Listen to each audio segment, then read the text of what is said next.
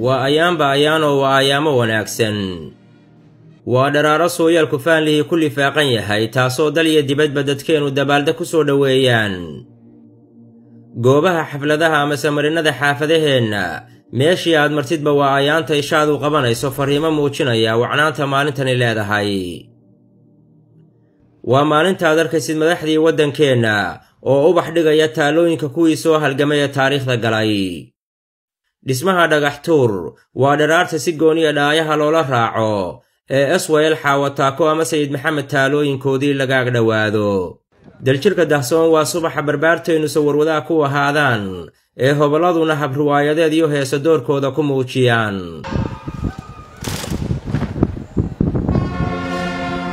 isweydiiyo maxaa sidan loo yeelayaa maxaa darbiyada dalkeena midabada buluuga iyo xidigta cad loogu xardhayaa oo gobolada dalku u dabaaldegayaan hablaha dalkeenu maxay dharaartan dhabankooda intay dhaashi u diidaan ay astaamaha waddankeena wejigooda u soo marsanayaan waa maalintii geyigeenna qayb ka mid ihi gobonimadiisa helay gobonimadaasi sahadyad kumay imaan boqolaal rag ah ayaa u godgalay gabdho tiro badan ayaa u goblamay oo dad xasaanad leh baa xabsiyada loo dhigay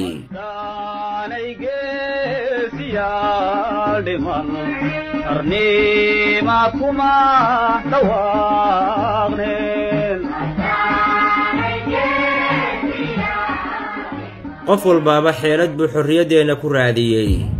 mid baa qalin ku dagaalamay mid baa qori intuu qaatay quwaddiisa adeegsaday kuwaa dhaqaale dhiib halganka ku dhiirigelinayay dibadaha kuwaa intay u dhoofeen diblomaasiyad wax ku doonayay qaar baa dar ilaahay iyo gobonimada dalkeenna intay iyaguna u duub xidheen 20 sano u darwiishtamay halgamayaashaas caawa laga hadlay oo naftooda u soo huray hadday ahaayeen kuwii waqooyi gobolada waqooyi ee hadday ahaayeen halgamayaashii halyeeyadii gobolada koonfureed waxay ka midaysnaayeen dhowr arrimood waxay ka midaysnaayeen gumaysi diid waxay ka midaysnaayeen gunnimo diid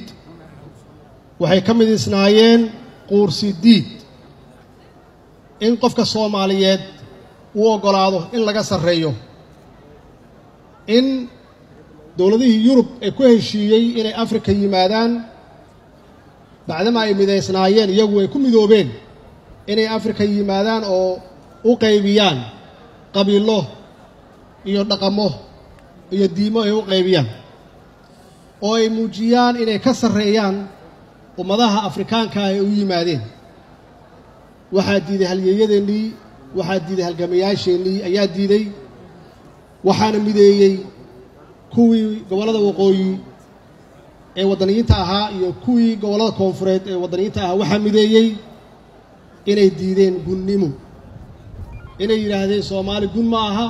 waa gob Soomaali qof kasta meel kasta ha ka yimaado igama sarreeyo waa la simana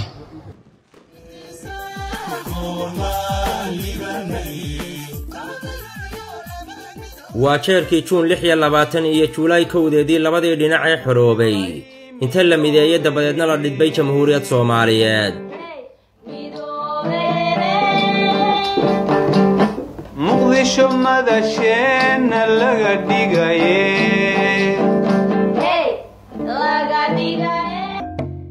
maanta waa dharaartaan gobonimada dhalineen calankeenna dhidibne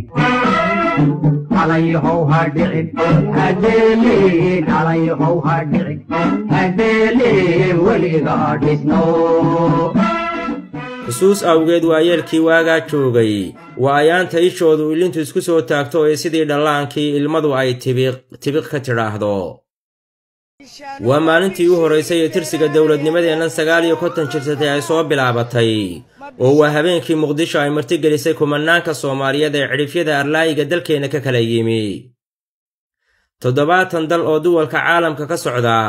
waa maalintii Muqdisho hambaliyo awgeed ay noogu yimaadeen markaasoo 114 madfac oo suuradaha quraanka ka turjumaya lagu soo dhaweeyay adduunka si wanaagsan nagala jooga hadda oo ummad badan ay nagala joogto maraka ka ahaado inaynu jecel lahay shucuubka adduunka inaan wanaag xiriir wanaagsan inaynu la lahaan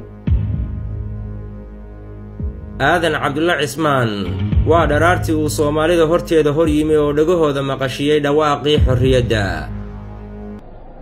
maanta waxay nahay xor talada iyada gacantana inoogu jirta waqtiga kan aan idin la hadlayo waxaad tihiin xor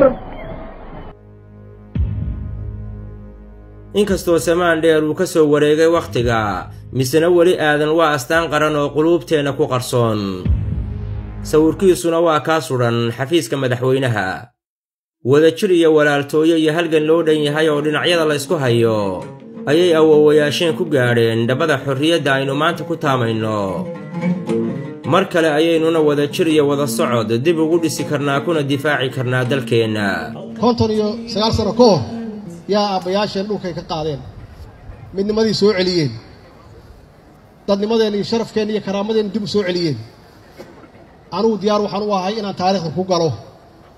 in aan noqonno kulligeen dadka halkan fadhiya mas'uuliyiinta ah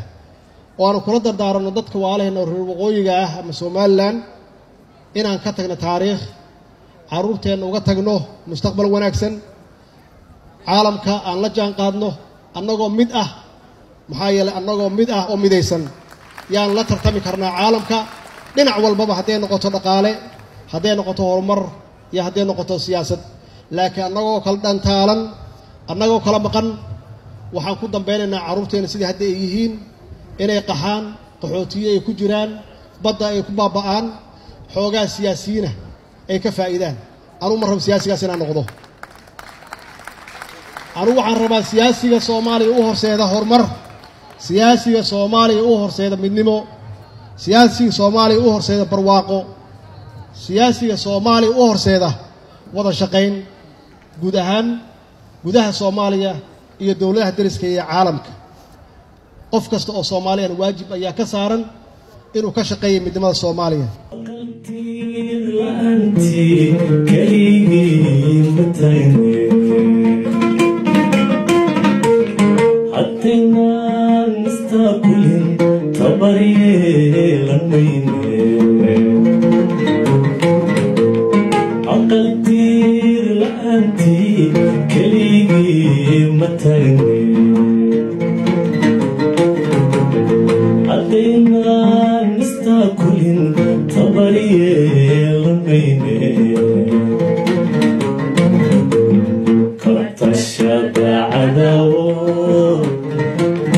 Iskuti sanada